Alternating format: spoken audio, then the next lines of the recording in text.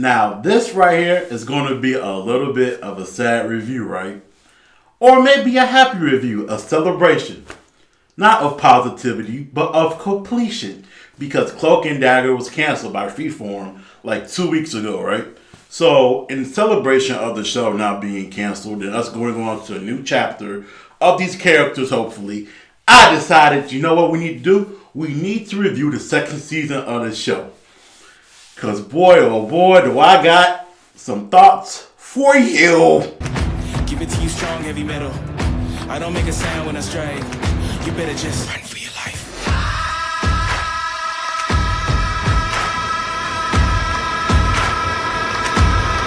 Run for your life. Cloak and Dagger Season 2 picks up after the events of Season 1, right? You got your boy Tyrone. He's on the run from the police because Detective Connors has gone missing. Tandy is starting to put her life back together because she's back at home with her mother. She's indulging into ballet again. She's off the drugs. So things are starting to look really good for her on a personal note. Then the issue of the season revolves around a group of girls who have gone missing.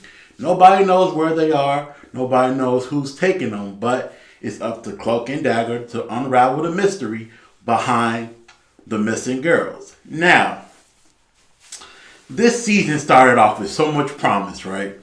From the music selection, because Cloak and Dagger always brings great music. Best music out of anything Marvel live action, right? And early on in the season, they displayed great writing because Tyrone and Tandy basically flipped their lives completely in the beginning of the season. Season 1, Tandy Bowen was constantly on the run from home. She was stealing. She was indulging in drugs, doing things she wasn't supposed to do. And Tyrone was at home with his mother, his father, playing basketball, going to school, staying out of trouble. You flipped it in the beginning of this season, and Tyrone is living at the church, on the run, not contacting his parents, not really being able to indulge in his passions. But Tandy, on the other hand, she's back at home with her mother. She's doing ballet again. So I thought the flip was genius, and it was an awesome opportunity for the characters to look at themselves, but in an aspect of somebody else being in those shoes. I thought it was a good job, if that makes any sense. Anyway, outside of that, the evolution of their powers. Tyrone being able to teleport, almost equal to Nightcrawler from the X-Men. I thought that was awesome in the beginning of the season. Tandy's powers have evolved really well this season. She's now able to form what looks to be a sword of light, which is really dope and just screams anime. Her powers now have an electronic interference with things around her that are tied to her emotions, which is really, really cool. She also has an ability to form like an energy ball. Think about the the Stardust attack from Gogeta, right? It's really cool stuff that goes on with those two in terms of powers and writing early on that I thought was really well handled. Also, the villain of the season was a little bit of a surprise because we were made to believe that Detective Bridget O'Reilly was going to be the villain, right? She was the one advertised as a Mayhem. And for the first 2 episodes, she is the villain. Now, the performance is on point. How she became Mayhem was on point. You know, she got hit by the dark and light energy and split into 2. I was really glad they went with the clone duplicate aspect instead of the Jekyll and Hyde aspect like William Dafoe in the first Spider-Man movie. What do you want? To say what you won't, to do what you can't, to remove those in your way. What the fuck? That was just cringe, man.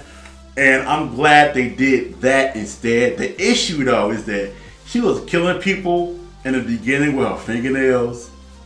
Come on, bro. Come on, man. Y'all, come on, baby. Y'all gotta do better than that.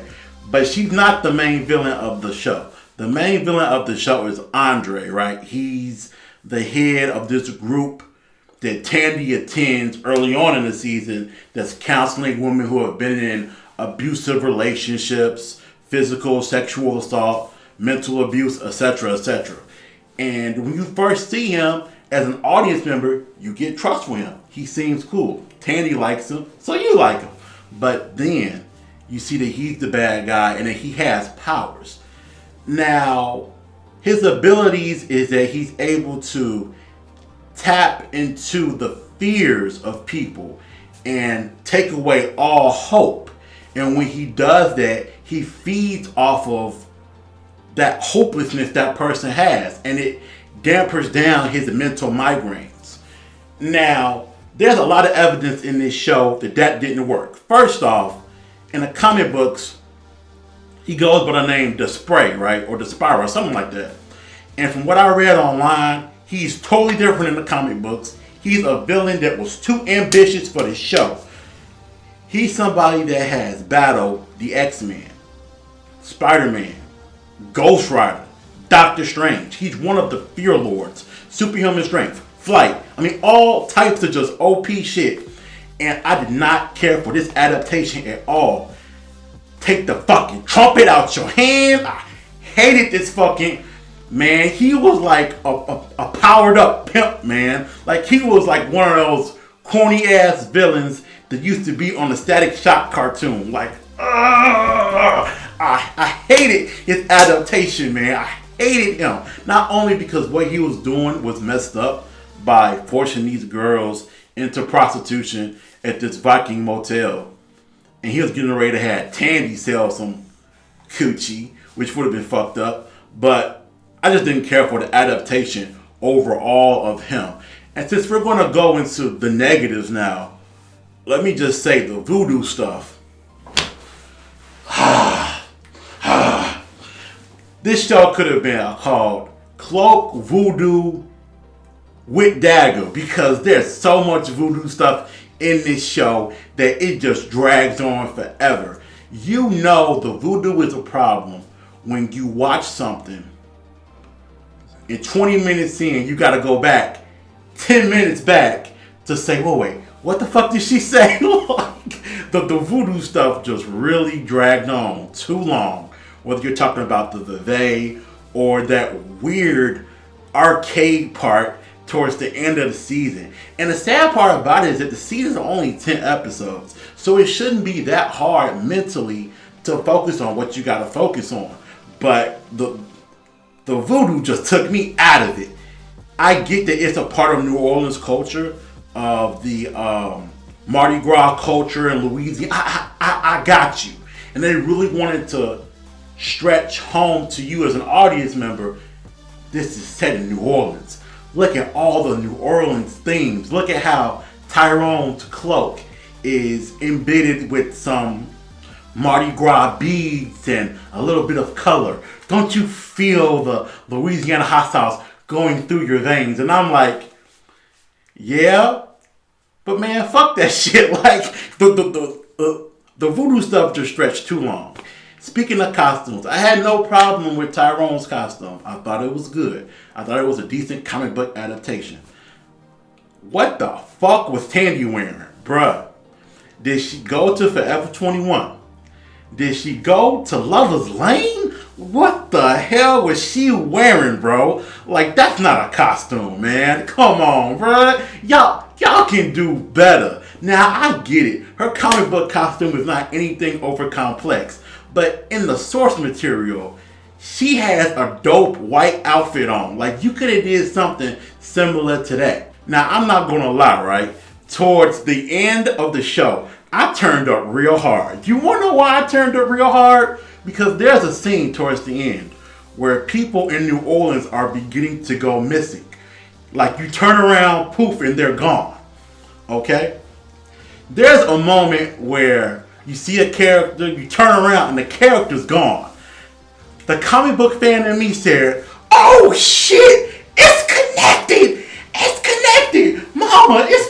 did. I was so fucking excited. Like, oh my god.